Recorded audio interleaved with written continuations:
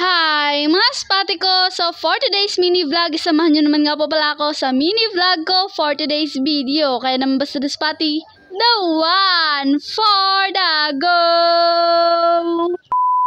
Kakagising ko nga lang po pala sa mga bandang oras na yan at hindi ko nga rin po talaga masasabi na napakaaga pa nga po talaga. So today sa palagay kayo para malilate nga po pala tayo ngayon, pero okay nga lang yan dahil wala naman nga po pala ngayong maayos na klase at gawa ng puro practice nga lang po talaga para sa paparating naming intrams. Kaya naman ito pagkatapos ko nga rin po pala magsukulay, tinutusan naman nga rin po pala ako dito ni mama na bumili nga rin po pala doon sa labasan sa Madamay Talipapa. Pinabili na nga rin po pala ako dito ni mama ng asukal tsaka kape at pati na nga rin po pala itong 1 tray of egg. Ito na nga rin po pala yung ulam ko sa tuwing umaga. At pagkarating ko naman nga po pala dito sa bahay, tinilapag ko na nga rin po pala ito sa mesa, gawa na makapagkape na nga rin po pala ako. At saka kumain na nga rin po pala ako dyan ng pan, gawa ng bumili naman nga rin po pala ako kanina. At ito naman pagkatapos ko magkape, ito pinahalo naman nga rin po pala dito sa akin ni mama yung itlog. Gawa na ito na nga rin po pala yung ulam ko ngayong umaga at saka babaunin. Ako nga lang po pala yung nagtimpla ng itlog at si mama na nga rin po pala yung magluluto. Gawa ng sabi niya na para makapag-ready na nga rin po pala ako ng aking sarili at mga gamit na rin. Oh, diba? Napaka-supportive mother naman yan.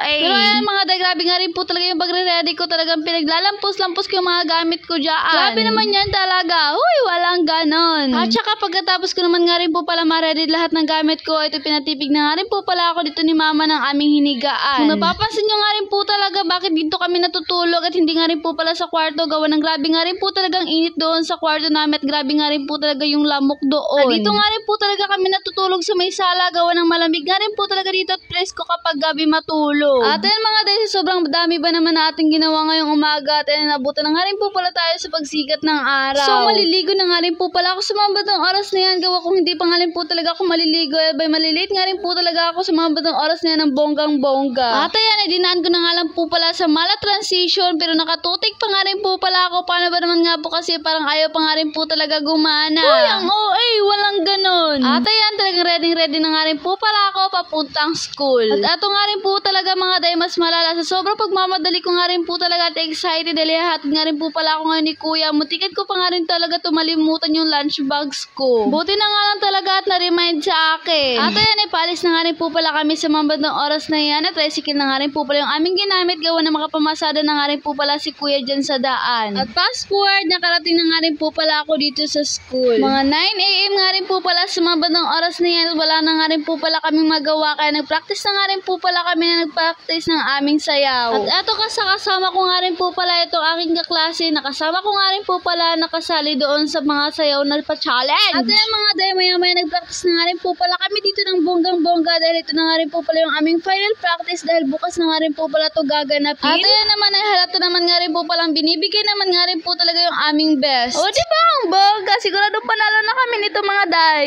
Charis. By the way mga day, yung gaganapin nga rin po pala naming challenge is palarong pambansa nga rin po pala noong grade 7 nga rin po pala ako ay wellness nga rin po pala yung challenge na aming in-accept. Oy! At yan kung napapasin nyo nga rin po pala ay form lemon formation na nga rin po pala kami. O diba ang bongga? Wala nga rin po yung aming change formation sa mga bandang oras na yan dahil kahapon pa nga rin po talaga kami nagpa-practice kaya talagang pagod nga rin po talaga kami. By the way mga diary, upload nga rin po pala itong vlog na to dahil sabi ko nga rin po pala grabing pagod nga rin po talaga pag uwi sa bahay. Kaya naman wala na nga rin po pala akong time na nag-edit sa vlog na to. Kaya sorry na nga rin po talaga agad. At maya na nga rin po pala, iniskis na nga rin po pala ako sa pagpa-practice dahil kinuha nga rin po pala ako dito para makapag-training bilang first aider. At talagang nag-enjoy naman nga rin po pala ako dito sa pagtitrain. Ganda nga rin po talaga kapag mga first aider dahil makakapag-save ko nga rin po talaga ng ibang kapwa mo. Ay kaganda naman nga rin po pala nito kapag may nagka-injure nga rin po talaga sa inyo. Alam nga rin po talaga kung ano yung gagawin mo at makatulong ka pa nga rin po talaga. Pagkatapos naman nga rin po pala namin mag-training, yan nga po pala yung mga alas 12 tapatin, kumain na nga rin po pala ako sa mga bandang oras na yan, gawa na napakagutom na nga rin po talaga. At eto naman nga mga kaklase ko talaga nag-Chinese nga rin po talaga sa mga bandang oras na yan dahil kanina pa nga rin po talaga sila kumain talaga sobrang aga pa. At eto mga